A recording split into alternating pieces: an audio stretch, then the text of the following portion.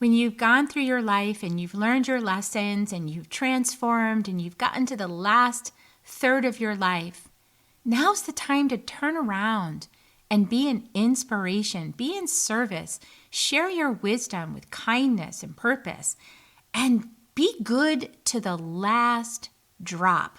Join us for a conversation with Irene Weinberg, the host of the Grief and Rebirth podcast. Soul Nectar Show, the Soul Nectar Show. You're invited, delighted to discover who you are. Anything is possible if you believe. So join us on this beautiful journey. Soul Nectar Show, Soul Nectar Show. Well, hello and welcome to another episode of Soul Nectar Show, that show where we talk about all things essence, where we gather around the campfire and we share our stories of connection to that which is greater than us, to the great mystery beyond the veil, to those synchronistic moments that lead us inexorably to a deeper understanding of ourselves and why we're on this little blue dot of a planet and what we're doing here and how we're learning. And I'm your host, Kerri Hummingbird, and I love these conversations. I've been having these conversations for about 9 years, every week, week after week. We're a top 2% podcast now, which is really exciting. And I'm so glad that you guys tune in and you listen and you like and you subscribe and you share it out, because that really helps us to get the word out. And we need this kind of conversation right now on the planet. There's a lot of chaos. There's a lot of things happening. There's a lot of people feeling disempowered and scared and not sure what's next. And so in today's episode, we're really going to speak to everybody who has had a spiritual awakening, who is aware of these things and is looking to make an impact, looking to make a difference, and looking for some inspiration to follow that guidance, however it's showing up for you. If it's showing up the voice in your head, or showing up as just a knowing in your heart, whatever that is, that you have wisdom to share, and it's important that you share it. And that's really what I want you to get today, as we have this amazing guest today who I love, Irene Weinberg. Welcome, Irene. And the love is reciprocated, Kerri. I think you're wonderful. We both, I've interviewed you so many times on my podcast. We're in sync, kid. We are really. I love it. Irene is such a firebrand. I can relate. And I love everything that you do. And Irene's been on the podcast before, so I'll hunt that down and put the link in the show notes so you guys can go watch our other interview. But yeah, we've had lots of conversations, and we've actually been sitting here for about 20 minutes just chatting. So we didn't share that with you, but we are going to share our stories with you today. Irene is the author of the acclaimed book, They Serve Bagels in Heaven, which shares her transformative journey through a profound car accident and its aftermath. And that is covered in the other interview that we did in depth. So go check that out. It's a really good interview. And her international award-winning podcast, Grief and Rebirth, Finding the Joy in Life, ranks in the top 2% globally. So such a great podcast. Lots of interviews with grief and trauma specialists and healers and mediums, and lots of inspiring stories of resilience. And I've been on there a few times because we love each other. And she's got a new book out. So that's one of the things we're going to talk about today, is her new book, Good to the Last Drop, Embracing Your Life's Third Chapter, for everybody who's in that elder position. You might not see yourself that way, but if you're in the elder position, if you're here to be a guide for others, you're here to really share your wisdom and to uplift people. So there's a lot of tales in that book to inspire you to also step out in your wisdom and be the change in the world that we are needing today so much. So thank you so much for being on the show with me again. I just adore you. And I know that you wanted to touch on and share with us how this whole business got started, of you having a podcast and books and all of this kind of stuff, because that was not in your life plan before in your awareness. No, I mean, you had some spiritual awakening that happened that led to all this. So tell us more. Well, Kerri, the thing is, when I'm hearing you introduce me and you're talking about people following the crumbs that get set in front of them and decide and going forward with it when they have an awakening, that basically is my story, because I did not believe in spirituality at all. I thought it was ridiculous. And I had a sister-in-law who was spiritual, and my husband and I weren't even talking to her because we thought she was cuckoo. And I was married. My husband, this was my second husband. And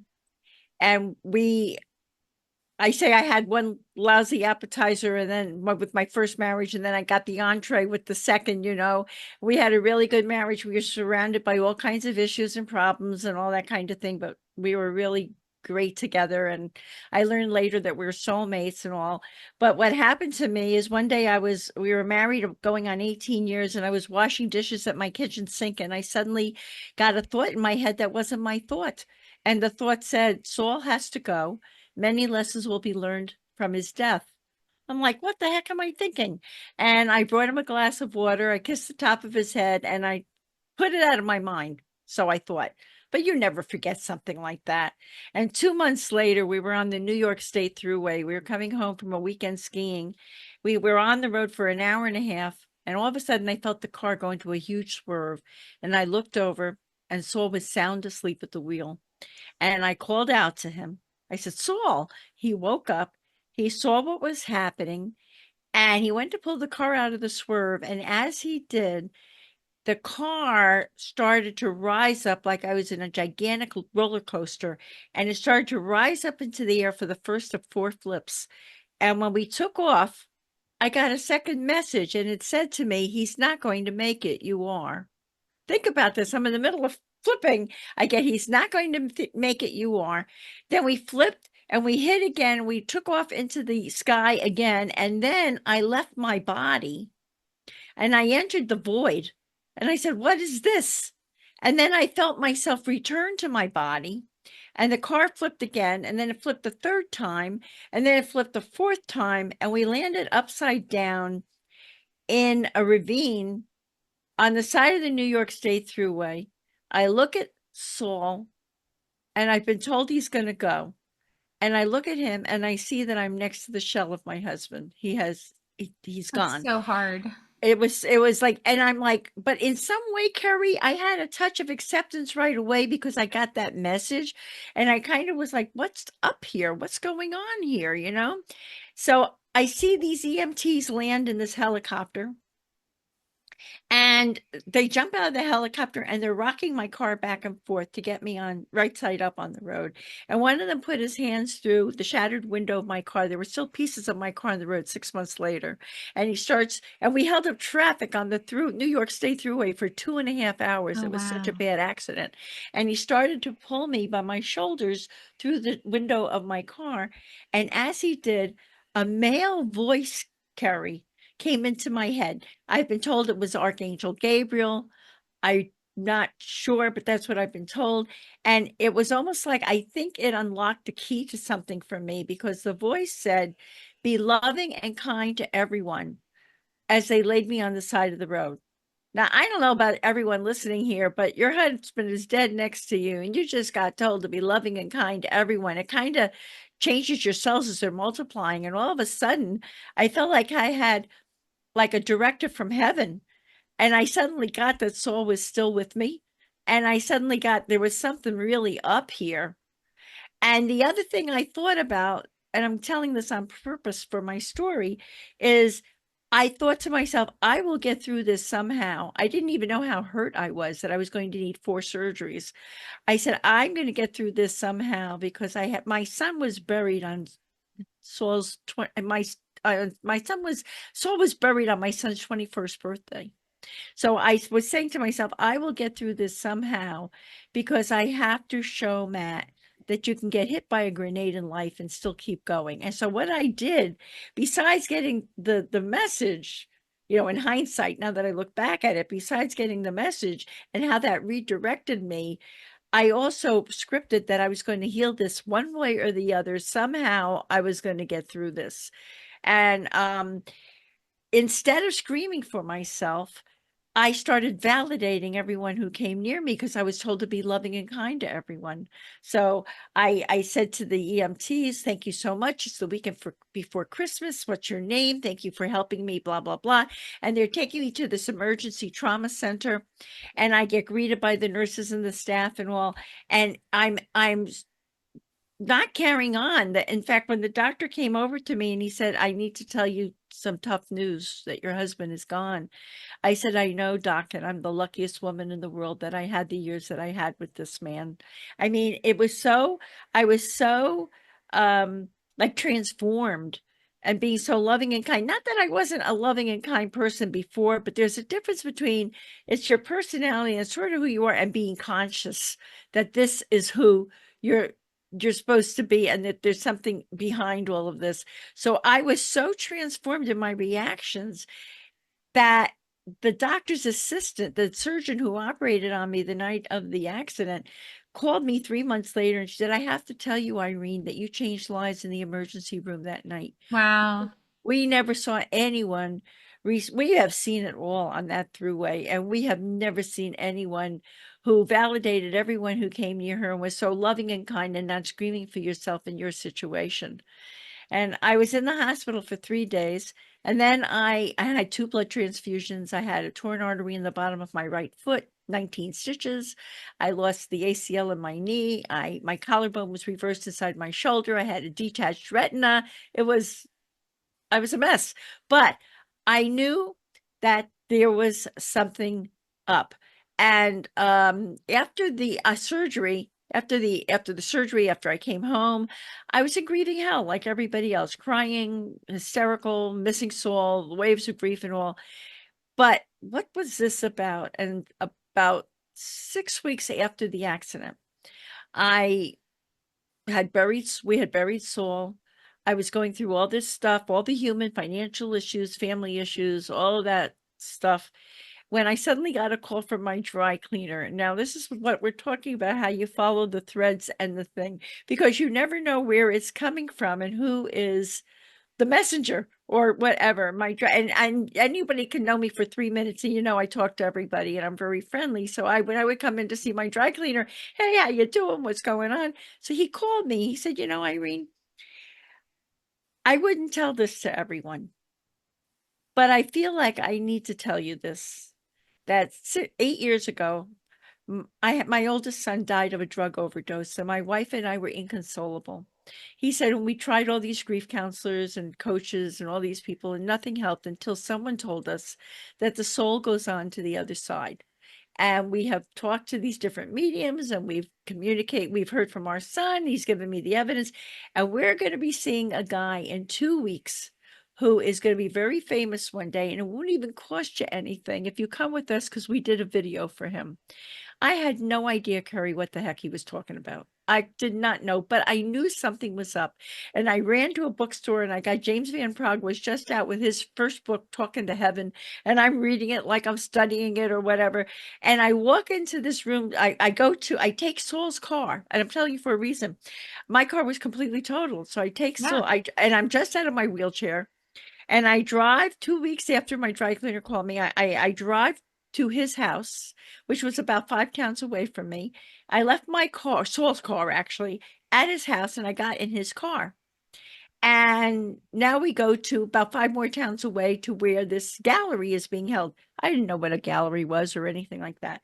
And which to our listeners, they probably know on your podcast, but it's where people get together with a medium to hear from deceased loved ones. And I got there and I walk in and I get greeted by this medium who says to me, I don't even want to know your name. Go upstairs with the other people. And it was John Edward before he was famous, when he was just starting out.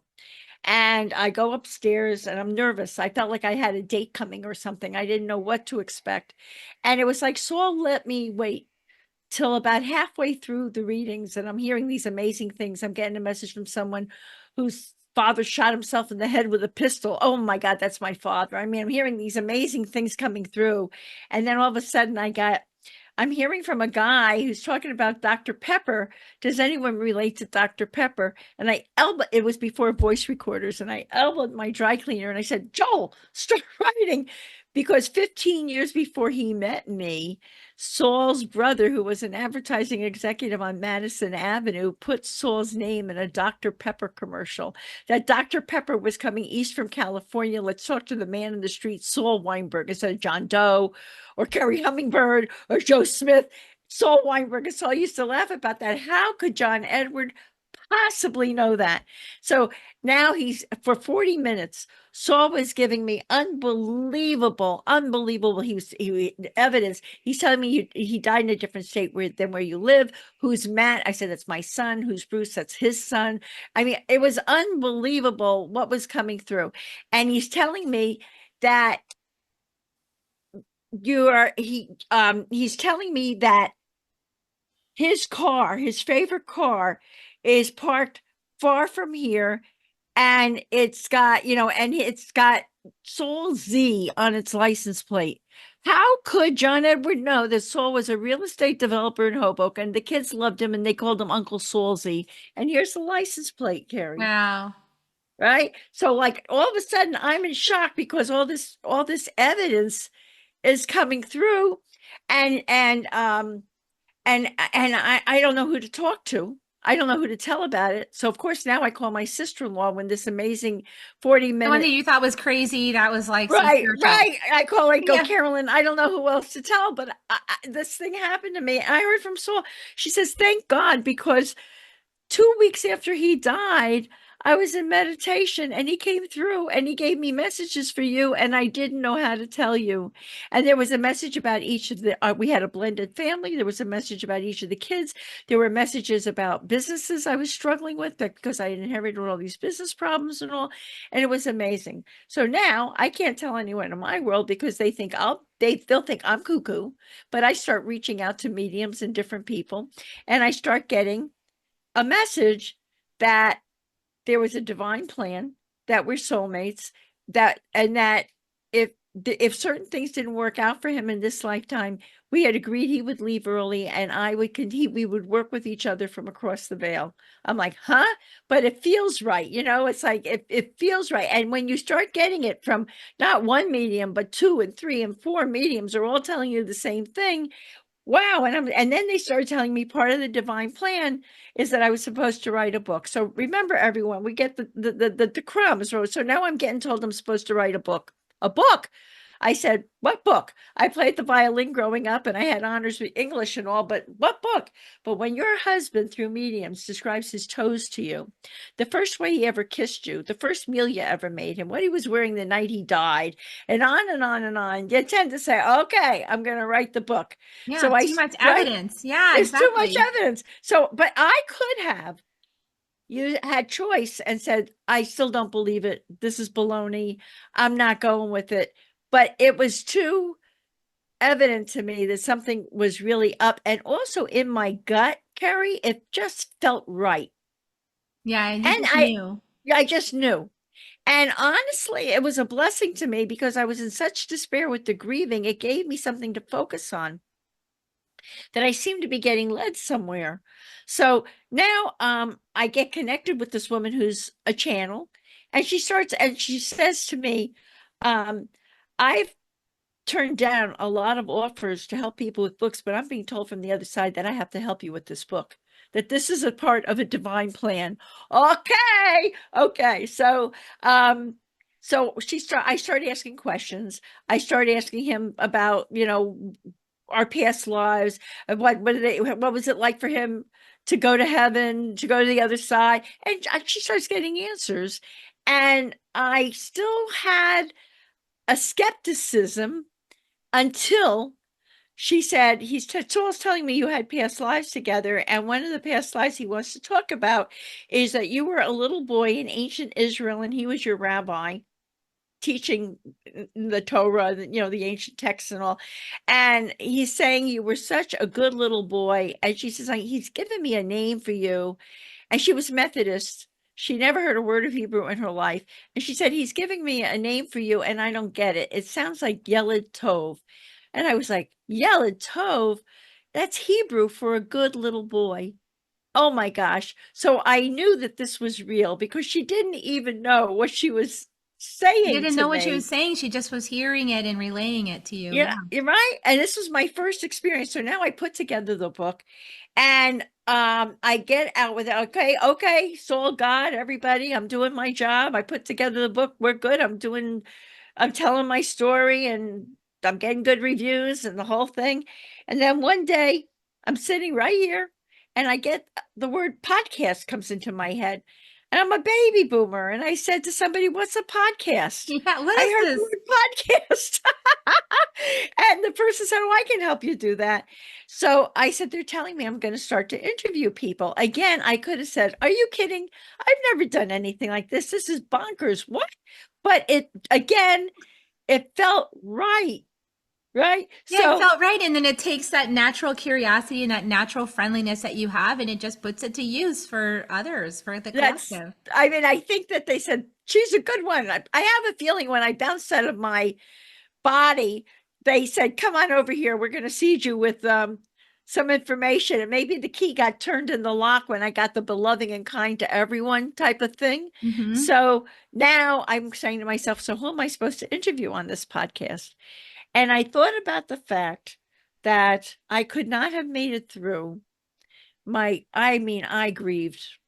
He was the love of my life. I could not have made it through if I hadn't I was working with a life transition coach.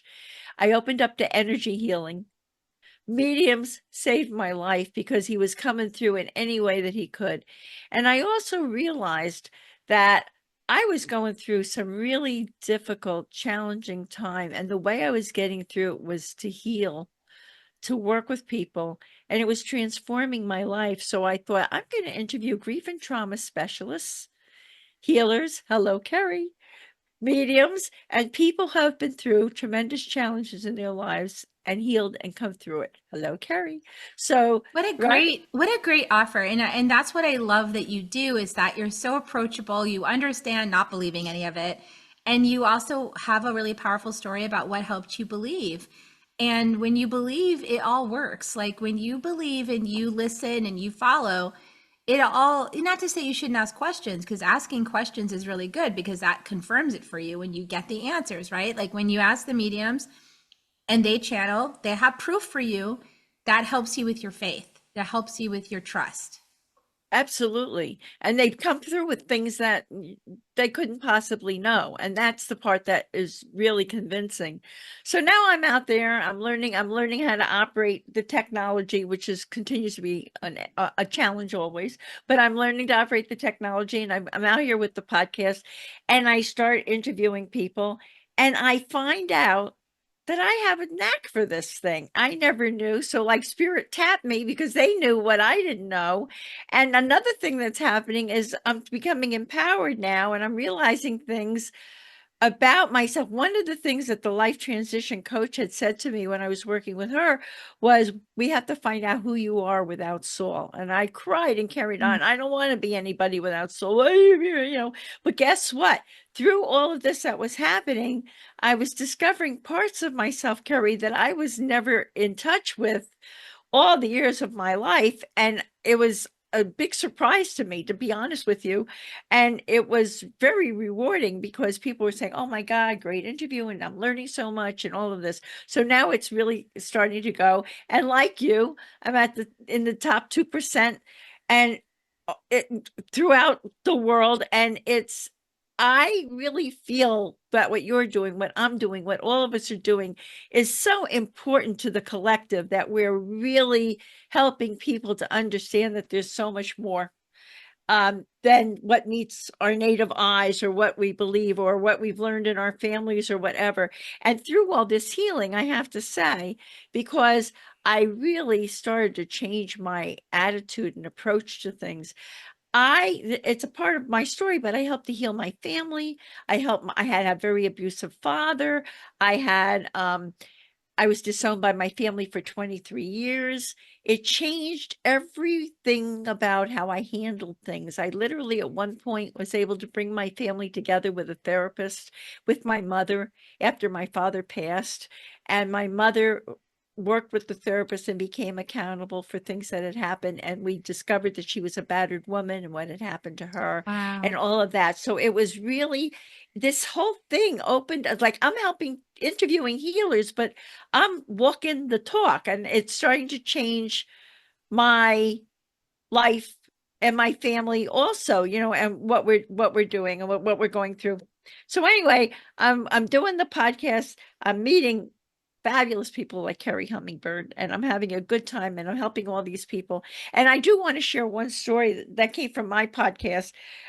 Once I had interviewed this woman who, and this was spurring me on because it was helping so many people. I interviewed a woman named Cherokee Ilse, who specializes in infant death. Cherokee, I think, had 4 stillborn children, 3 or 4 Wow. stillborn children, and she decided to become a grief coach and create a certification in infant death, helping people who lose young children. And one day a woman was listening to my podcast, and she said to her husband, I never miss this podcast. I love this. Can you mind? We're going to listen to it. And they were listening. And Cherokee's interview was on that day. And she said, oh my God, I'm nearing retirement. I'm looking for, which leads into my book, my other book. But I've been wondering what I'm going to do. I don't feel like playing cards and doing that the rest of my life or whatever. And she said, I'm going to become, we never properly grieved our stillborn child. I'm Wow. going to become a grief coach, and I'm going to take a certification with Cherokee. And this woman just opened up a division in a hospital in New Jersey specializing in infant loss. Wow. What a contribution. Right, right. And I was like, oh my God, oh my God. I mean, so this spurs me to go on even more. And my whole premise is, because it helped me so much, is there's so much suffering in the world. There's so many people who are hurting. You can heal it. It's not easy. It takes a lot of courage, but you can heal it and drop that backpack of pain that you're carrying around everywhere in your life. You can drop it, and what freedom. You want to know joy, and also life doesn't stop giving you challenges, but they're a lot easier to face when you've dropped your prior backpack. Yeah. And when you drop the backpack, people think that you're about 10, 20 years younger than you are because most people that are that age still have this huge backpack, right? Because they haven't dropped it yet. But when you drop it, you get the light in your eyes, you get the enthusiasm, you get the joyfulness, and you just look younger. That's just what happens, right? It's so true, because people are always telling me, and I'm well into my 70s, and nobody believes that I am, but it's exactly because of what you're saying, Kerri. It's not that I'm not doing anything, no facial surgeries or anything like that, but it's the light that's coming from inside, because I feel so grateful and inspired all the time. So I thought I was done again. All right. I did my I'm doing the thing. podcast. I I contributed. did the book, and by the way, the book's name, the first book is They Serve Bagels in Heaven, because my husband said that when when you get something, when you cross over, you get a familiar touchstone until you see the bigger, more universal picture. And his was, his mother met him in heaven, and they had bagels and coffee together. And Nice. people say to me, did they come with lox and cream cheese? I go, anything you want. Any bagel you want. Anything you want, anything you want. But anyway, so I had done that, and now I did the podcast. And then another day I'm talking to someone, and she's saying, I'm getting a message for you that there's another book for you to write. I'm like, really? I thought it was done. What else is coming down the pike here? By now I just say, all right, next. And they said, you're such a role model for people in the 3rd chapter of life. The first chapter in life is when we're kids and we're forming and we're going to school and all that. The second chapter, where you are, Kerri, you got your family, the career, the establishment. Now, what do you do when you get into your retirement years with the pluses and minuses from chapters 1 and 2? Are you going to go to 3 and just figure it's time to get sick and die? Or are you going to take your pluses and minuses and decide, I'm going to leave a legacy in the best way that I can before I leave to cross over or whatever I'm going to do? What am I going to do with this last stage of my life? And I looked through my podcasts, interviews, and I chose 24 people to approach who were in their third chapter, who were doing amazing things in their lives and had been through. They had lost children, they had lost spouses, they had had cancer, they had all these different things that had happened to them. And they took their experiences and they are helping the planet in their final third chapter. And I've had and I called it Good to the Last Drop. Good to the Last Drop. That's that book I was telling you guys about that's out now. Good to the Last Drop. It's Good to the Last Drop. And I keep getting people tell me, oh my God, this person's story really uplifted me. Oh my goodness, that story was amazing. Wow, what she went through, and look what she made of it. And I tell people it's a great gift for someone going into their third chapter, and it's a great gift for people in their third chapters. And it really, and they're like, one guy, his son was killed in a car accident and the kid was 25 years old. What did he do? As he neared retirement age, he's become a grief coach, and he specializes in helping men with grief. Another, Beautiful. it's beautiful that each person in the story has taken something from their life. Another guy was a Canadian ranger in Canada. He was a mounted ranger, whatever, passionate about climate change. He's lost his wife. He's in assisted living. He has monthly meetings about climate change and trying to influence people to enlighten them about climate change. This guy has a motive. He's got a focus. He's not focusing on his grief or being in a wheelchair that he is or whatever. He's making a difference in the world. And each story is very unique and different, but very uplifting about what they're doing. You know what's so fascinating about what you're saying is I'm sitting here thinking about, I study the gene keys, GENEKEYS, which is a human design system of kind of system of understanding yourself. Richard Rudd has put together beautiful teachings. And one of the teachings that he brings in is when we move into true prosperity, like we want to be prosperous, right? So many people wish to be prosperous. And when we move into true prosperity, the way that we do that is by bringing our gifts in service to others. And there's a story about the Holy Grail and about how Percival was looking for the Holy Grail. And when Percival found the Grail, instead of taking the Grail and saying, okay, now it's for me, Percival said, how can I serve the Grail? That healed Percival. So when we turn our gifts in service to others, it actually heals us. And we're done with the conversation of I've got to endlessly fix myself and look at myself and analyze myself and do all this kind of stuff. When we shift into being in service. And it's that lights us up. That's the greatest gift, is that we bring meaning to the world through our own embodiment of our life's experiences, through the wisdom that we gained. We turn back around and share it as a gift with an open hand. That brings everything into right relationship, and we get lit up, right? Like it lights you up. We're not just sitting there waiting to die. Exactly. And the other thing was, when I got that message, be loving and kind to everyone, that includes me and you, like with that. So when you are doing service, it's also a loving gesture to yourself. You're taking care of yourself because you're motivated. You have a thing to do. You're not just looking at your life, well, now I'm falling apart, it's just time to continue the demise of everything. Now you are fired up, and you want to be kind to yourself also, and because you have a mission. And that's just such a huge transformational difference in the way you look at life. It brings you joy. I live in gratitude. And remember, I didn't believe in any of this, but now I'm so grateful for what happened to me, and it's changed the way I handle things. It's changed the way I see people. And I want to tell people something else, Kerri, that I've learned in being loving and kind to yourself.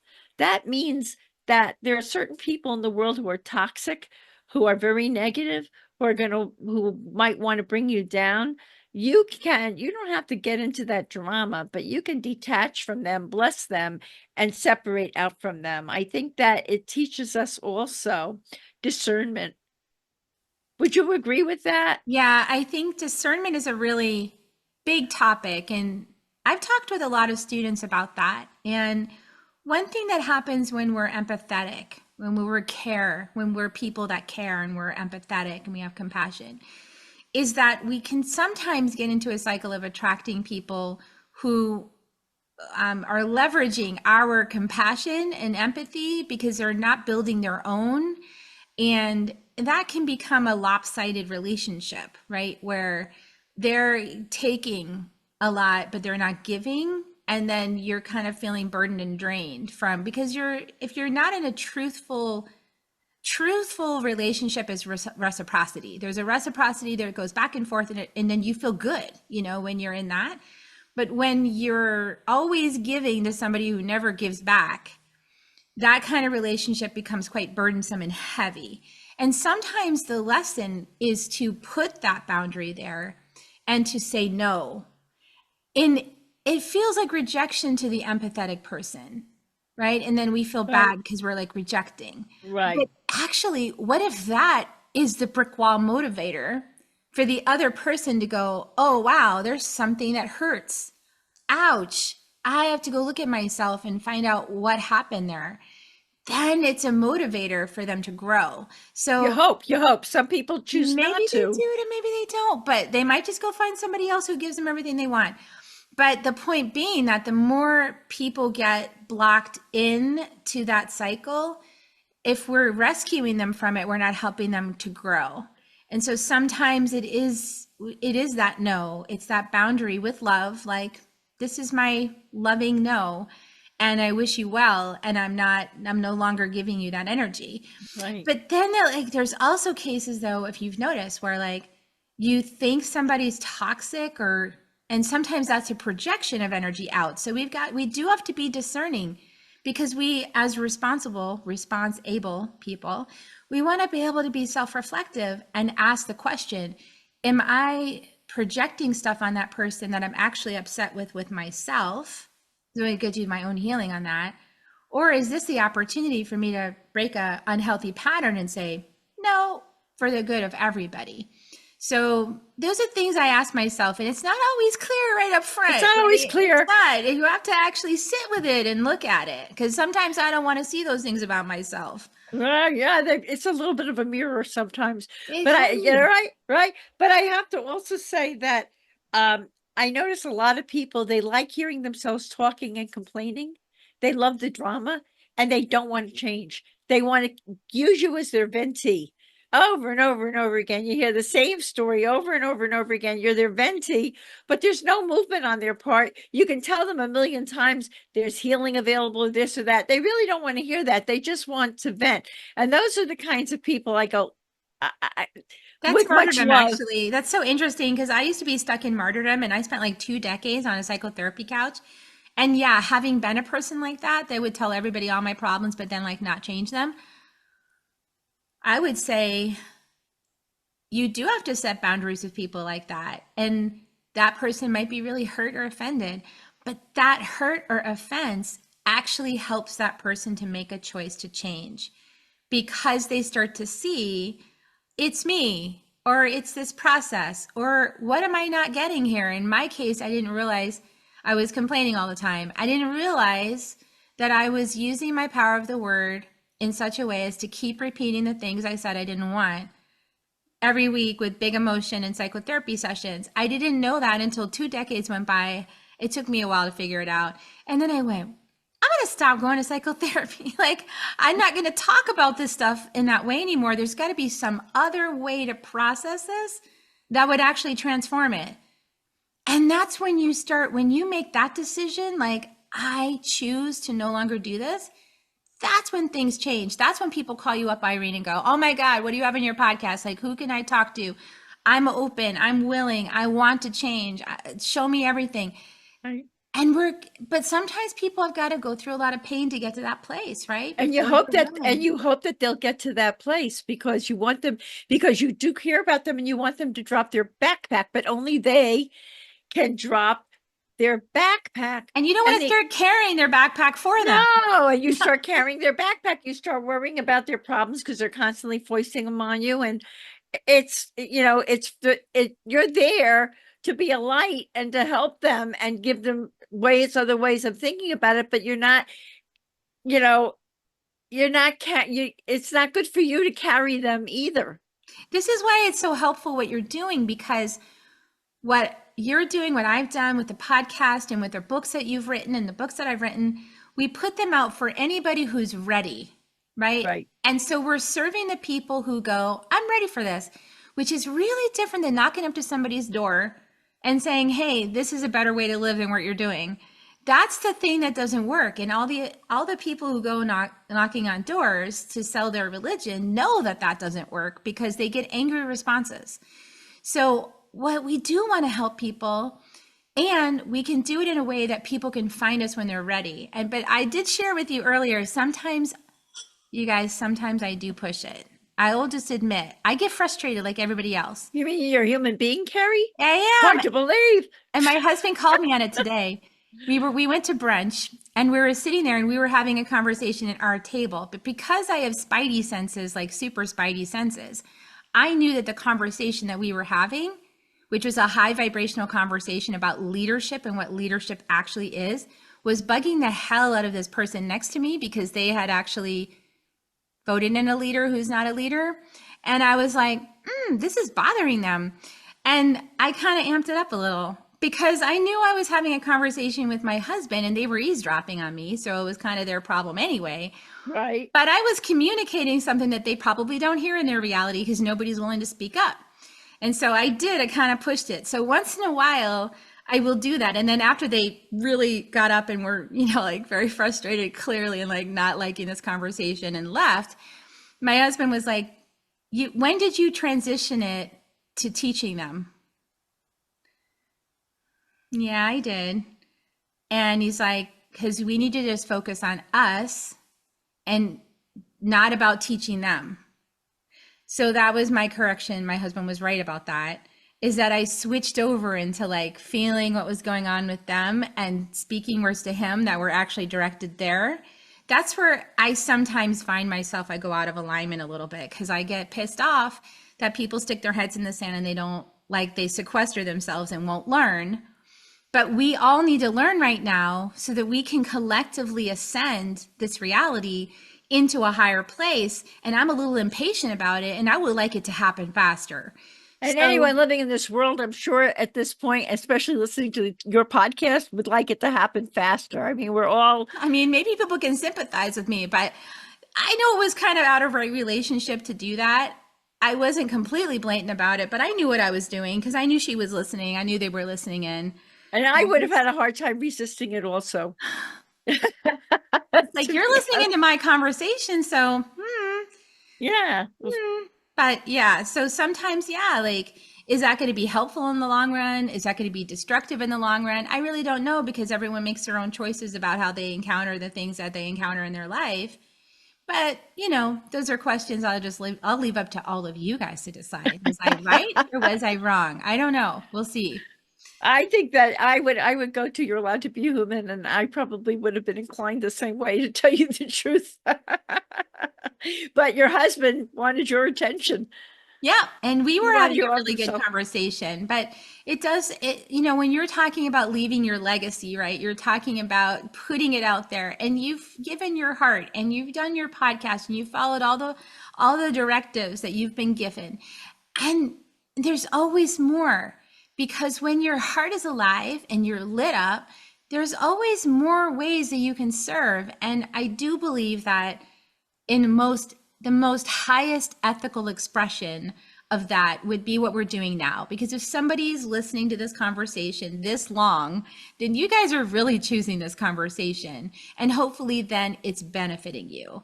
And if you read Irene's books, you're choosing to buy that book and you're choosing to read that book. And so it is in service to you.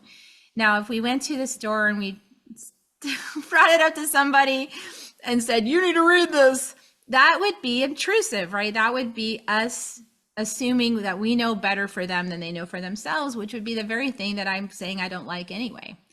Oh, absolutely. Well, a lot of times I'll say to someone, you might like to check this out. In other words, it's up to them. Because you remember, Irene, because you said at the beginning of the show, you said, I didn't believe any of this anything. before. And my sister-in-law I thought was a nutcase. And I wouldn't listen to anything she said. And I just go, oh, and this is what most people do until they get to a crisis point. A crisis Absolutely point true. where they have their own brick wall. I'm going to share this is what my husband said to me.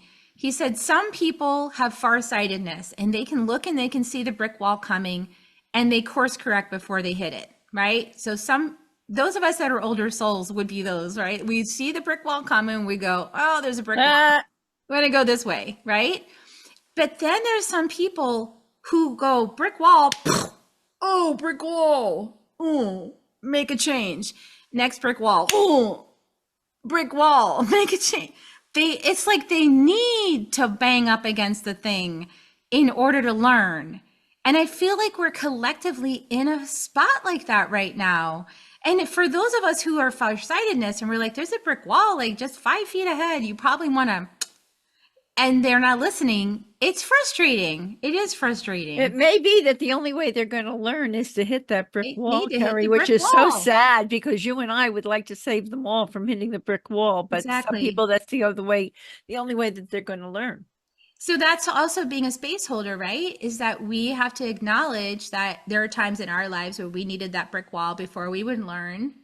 And that there's a lot of people right now who need the brick wall. And we're not going to be able to save people from pain. No, no. I mean, I always say, it's always a struggle to accept things as they are because you want to be proactive and make everything different and make everything better for everyone. I know your heart's like mine, I can't stand to see people suffering, but sometimes it's a real discipline for me that I have to witness their struggle and I can't rescue them. I can offer them support, I can offer them love, but I can't, um, keep them from suffering if they're not willing to pull themselves out of their own suffering. Exactly. And it was also not helpful. Sometimes secretly delightful, but not helpful is to say, I told you so. So yeah, we're being called up, people, all you people listening to this podcast. We are being called up to be true witnesses. And if it bothers us that people need brick walls to learn their lessons, then that's our work. But we can still shine the light. I love what you've done, Irene. We can still shine the light. You can have the podcast. So when they are ready, they'll find you. When they are ready, there's so many resources for everyone. When they're finally ready, there's so many healers standing by going, I just want people to believe in this because I'm ready to do my work. I'm ready to be in service. I'm ready to heal all this. I'm ready to help people. People have to just be ready. And one size does not fit all. Just like there are different healers who do different things for people, there are different people who respond more to, perhaps one person's going to respond to Kerri, another person's going to respond to someone else. So that's, for me, that's why I interview so many different types of healers and different types of people, because I want people to say, okay, you've got a problem. I'm providing you a smorgasbord here of people to choose, who listen to the interview, who resonates with you, who is your person who you'd like to contact to get you to help them. There's so many different modalities and ways that we can heal and transform. And that's the exciting part. And you know that, and I know that because we're already in that part. We know how exciting it is when your whole life changes, like you said, and all of this purpose drops in and you feel that holy grail, you feel that service. It's like, wow, it feels really good to be in that part. And people have to figure it out for themselves. Right. But we're ready when they do. We're ready when they do. But the other thing I want to tell people who are listening to us is, if you are in a swamp of grieving and suffering and pain and everything else, the purpose of this is for us to tell you, you don't have to stay there. You are not condemned to stay there. And while you're going through your pain does not mean you're never allowed to have joy again either. Because one of the things that happened that was so poignant for me is after saying to myself when they pulled me out of the car, I will get through this somehow because I have to show my son that that you can get hit by a grenade in life and still keep going. And he said to me about 4 years after the accident, Mom, there's been nothing worse than seeing you in total despair and nothing better than seeing you be able to have joy again. So I tell everyone, oh, please heal. You have no idea when you drop that backpack that you'll be able to feel real joy in your life and enjoy the people in your life in a way you couldn't before. It's such a beautiful thing. And it feels so good to heal those relationships too. Like when we do work on ourselves, our relation, like I told you, I get to see my mom every week and we have brunch, and we would never have been able to talk about any of the subjects that we talk about now before. We can talk about anything now. And It's fabulous. there's nothing between us, like, except love. So this is such a great thing. And I love that you called on all of your people in the third trimester of their lives, and you said, come bring your wisdom, come inspire people. It's never too late. It's never too late to take this journey of healing. It's true, and they're all like so amazing, and have a zest in their lives, and they're in their 70s and their 80s and their 90s even, and they're not focused on, oh my God, I'm going to die tomorrow, I may die tomorrow, whatever. None of that. I have a purpose, and I have a feeling when that time comes for them to cross over, it really is done with. I did my thing. I help people. I can cross over with peace. I can cross over without regrets. Without regrets. And when a time comes and your work is done, you will. And then you'll know that you did the best you could. I love this. I love that you're stepped in, Irene, that you said, I don't know about anything about being an author. I don't know anything about spirituality. I don't know anything about recovering from grief. I don't know about these things, but I'm willing to learn, and I'm willing to share, and I'm willing to take the journey. And to the last drop, good to the last drop. And Kerri, the beauty of it is when I didn't know from any of it, and I didn't believe in anything, right? Would I have met Kerri? Would I have met some of the amazing, wonderful people who I've met? Would I have grown the way I have? Would I have been able to help people the way I have?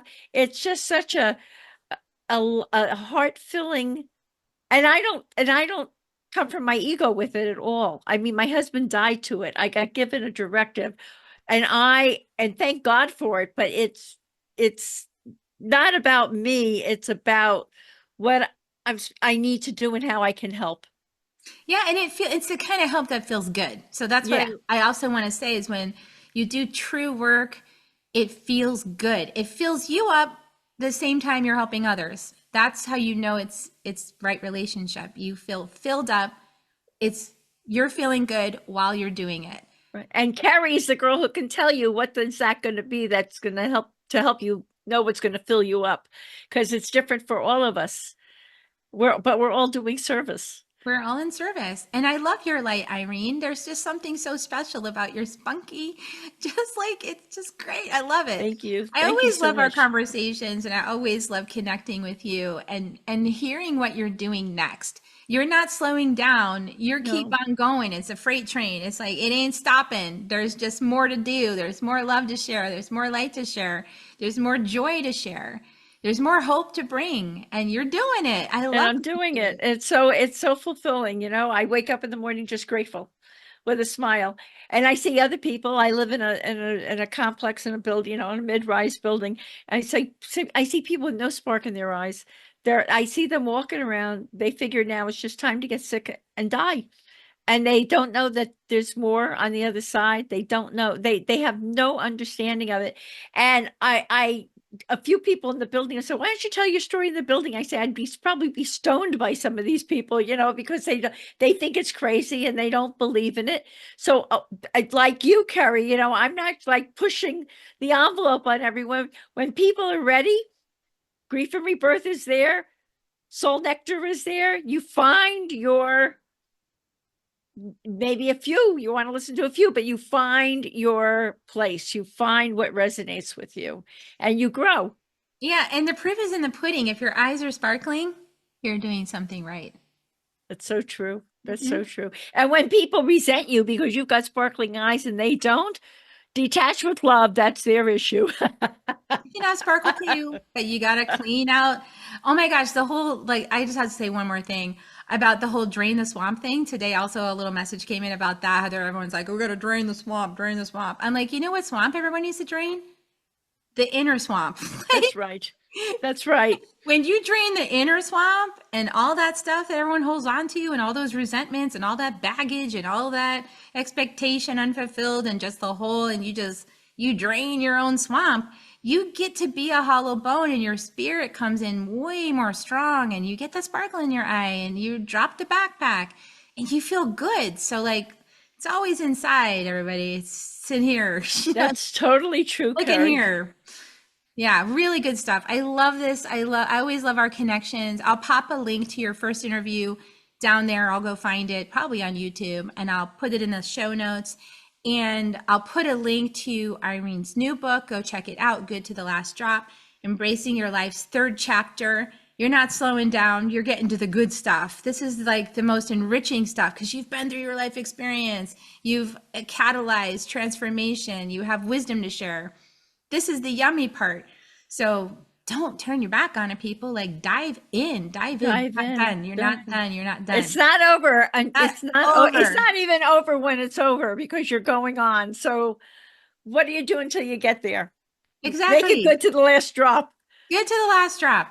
All right, sweetie. Well, thank you for coming on the show. Pleasure. I'm going to give everybody kisses. If you want to join me, you can. Thanks for sticking with us, everybody, and share it out with somebody who might be interested. You know, check your higher guidance. Would this person be a good person to share it with? And if so, say, hey, I love this podcast. I thought you would like it. If you don't listen to it, it's fine. But I thought to offer it to you. Neutral, open-handed, not telling, and sharing it out and see what happens, what magic can happen. And if you like this podcast, give me a review, please, on iTunes or YouTube. Absolutely. All right, here we go. Here's kisses, everybody. Thank you so much for coming and being with us.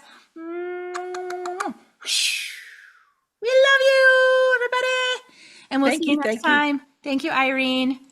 Bye for now, everyone. Bye for now. If you found even one gold nugget in this episode of Soul Nectar Show, will you do us a favor? Will you subscribe, like, and share this episode? Maybe even write a comment and let us know what you thought about it. We really, really want to engage with you at a much deeper level. Let's be part of community together. Have a great week, everyone. Bye for now. To dive in deeper to nourishing conversation, visit soulnectar.show. Soul Nectar Show. Awaken away to show. Take a sip from the drip of nectar, from the source of who you are. Soul Nectar Show. Yeah, yeah.